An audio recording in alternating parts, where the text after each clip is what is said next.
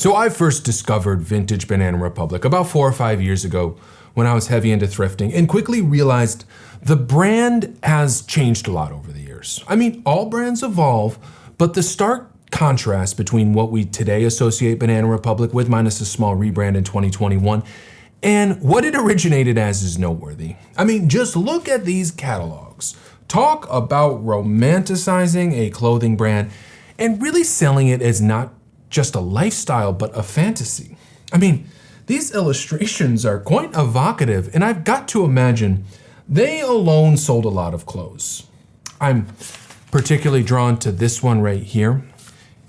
It reminds me of the Woody Allen movie Midnight in Paris, where he romanticizes early 20th century Paris with all its interesting expat characters. I mean, you've got Ernest Hemingway, Gertrude Stein, F. Scott Fitzgerald.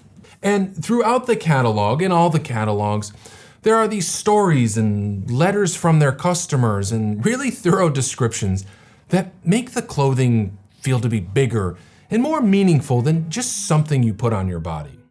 But I also came to realize, like many other clothing brands, their quality degraded over the years, with the older stuff being made with better materials and more careful, detailed, and robust construction, while their newer stuff feels much more cheap and mass-produced because that's kind of what it is. I'm gonna show you some vintage Banana Republic pieces from my closet, starting with this sweatshirt. This sweatshirt has been worn hundreds of times, and who knows how many times before me.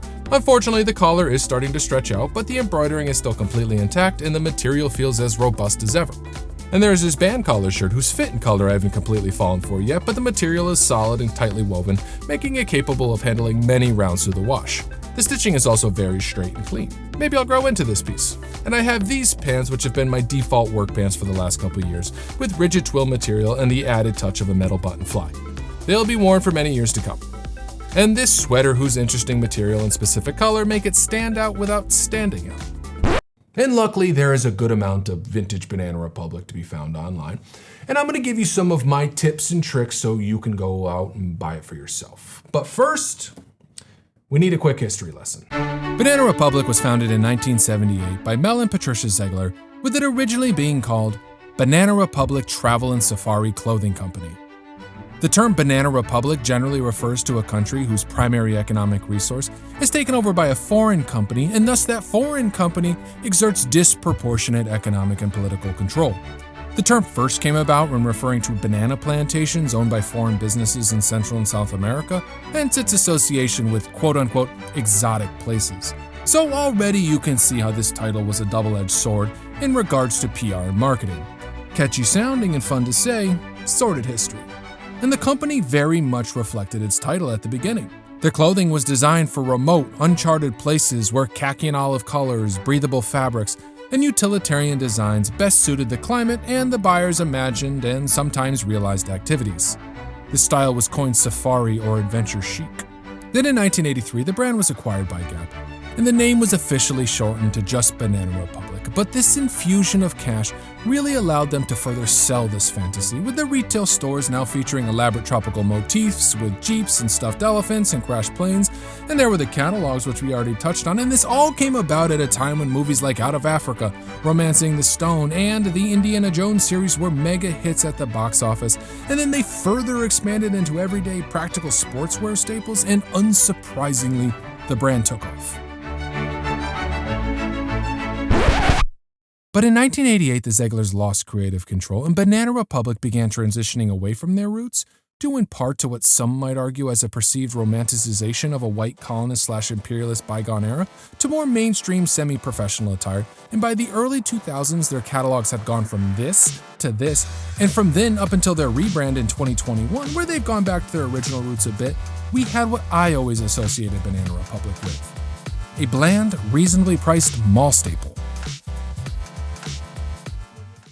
Now, as mentioned earlier, not all of Banana Republic's older stuff is this safari chic, and I mean, none of the pieces I own scream tropical adventure. They're just well constructed and practical, and that's the stuff I'm most drawn to. So with that, let's jump into the basics of buying vintage Banana Republic. So identifying vintage Banana Republic isn't super complicated. And to just be clear, when I say vintage, I'm really referring to a time of higher quality materials and better construction, more so than difference in design. Because though I appreciate all the different styles throughout the years, style's ultimately subjective. But better materials and construction, that's universal. And by using these three identifiers, you'll most always be sure to distinguish between the vintage good stuff and the cheaper mass-produced just stuff. So the easiest and most surefire way is to just look at the tag. Basically anything with this tag, though there are a few exceptions, was made within the last 20-ish years. And that's when their quality and fit consistency really started to go downhill. So if you see any other tag besides this one, it's likely to be vintage or better quality. But let's dive a little deeper into tag design for those interested. Now, there are a lot of different vintage Banana Republic tags, and if you'd really like to get into the nitty-gritties of tags and their associated years of production, check out this website, Abandoned Republic. It has tons of info on all things vintage Banana Republic. I'll post a link in the description, but a quick breakdown goes like this. Banana coat of arms, formation up into the late 1980s. All these are from the late 80s to the early to mid 90s. These tags are from the early 90s to the late 90s, and this tag from the late 90s to the early 2000s is what I consider the transition tag, when Banana Republic really started to move away from their roots, design-wise, but quality still seemed pretty high. And the tag we all know started in the early to mid 2000s when quality really started to go downhill. And if you see these three dots, it indicates merchandise from their factory store and will likely be the cheapest / lowest quality offerings. Quick note, this isn't every tag out there, but from my research, the most likely ones you'll run into, and the dates are approximations. If you have more info or possible corrections to presented info, please leave a comment. Another way to identify older Banana Republic is by manufacturing location, and this works for other brands as well, not just Banana Republic.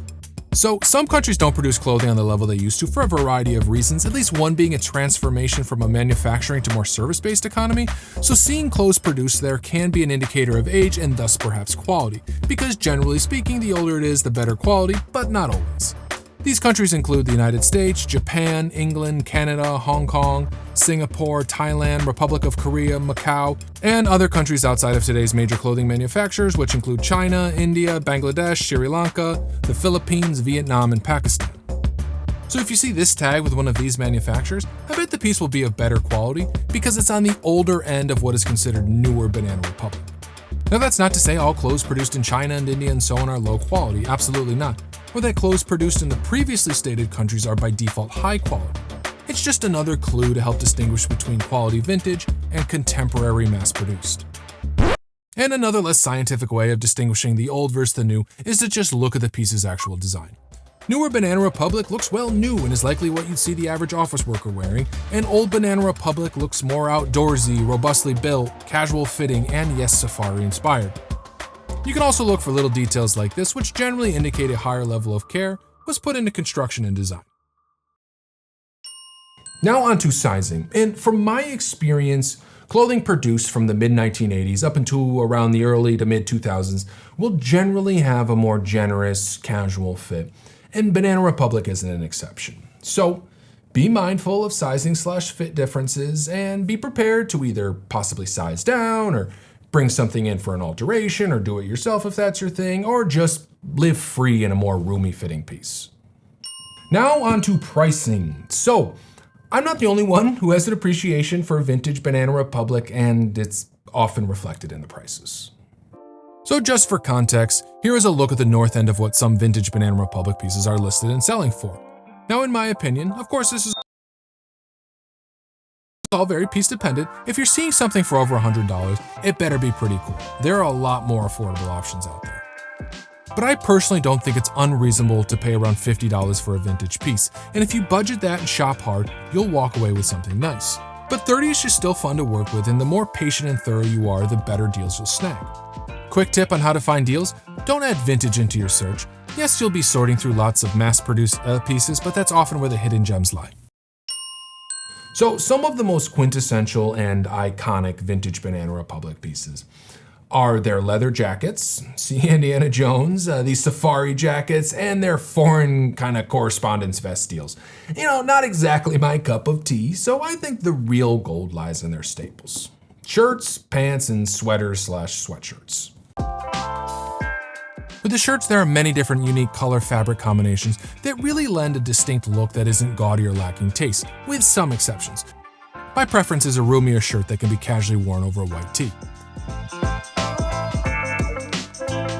With the pants, I love the sturdy materials, particularly the heavy twill of the chinos and the relaxed fit. These pants are meant to be worn.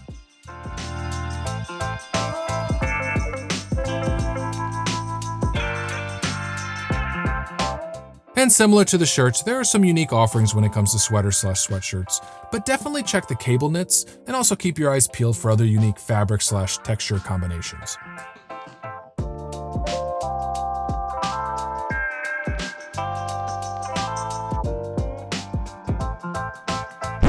Now it is time to buy myself something. And I'm looking for perhaps a nice heavier shirt for the colder months, or maybe a pair of pants, or I'm really open to anything. And I'm looking to spend no more than $50-ish. So let's see what I find, and I'll see you when it arrives. So after some heavy scrolling and an examination of my own closet, it seemed most appropriate to go with an overshirt. I had narrowed down some choices and all felt good, but none great.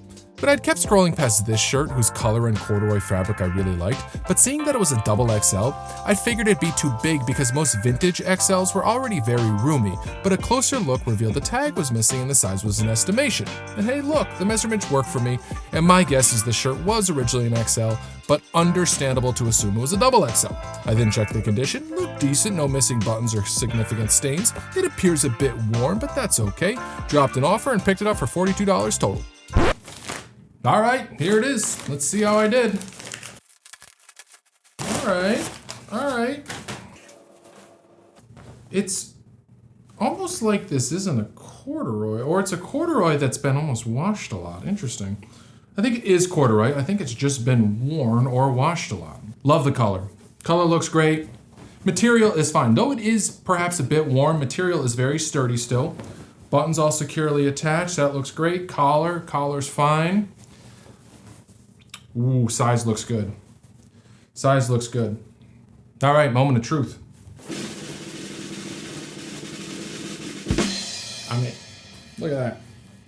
And it's almost not so oversized that it has to be an overshirt. I could button this and probably get away with it. This thing's great. Very happy with this. This is a shirt that I will wear a lot. I can already tell. It fits just how I like it. Little roomy, plenty of room for this. I can't stand it when shirts are too tight. Sleeve length, fine. This is perfect. So happy with this. This was great. All right, let's recap. So to wrap things up, I wanted to share some of my final thoughts on Vintage Banana Republic.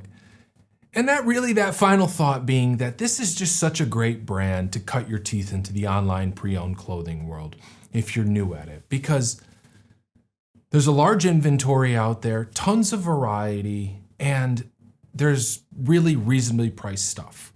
Yes, there's some things that are priced very high, but you'd be amazed at what you can find for $25. I mean, as I was going through and building this video and continuing to do more research, I was amazed when I'd see something for like $20. I was like, that's awesome.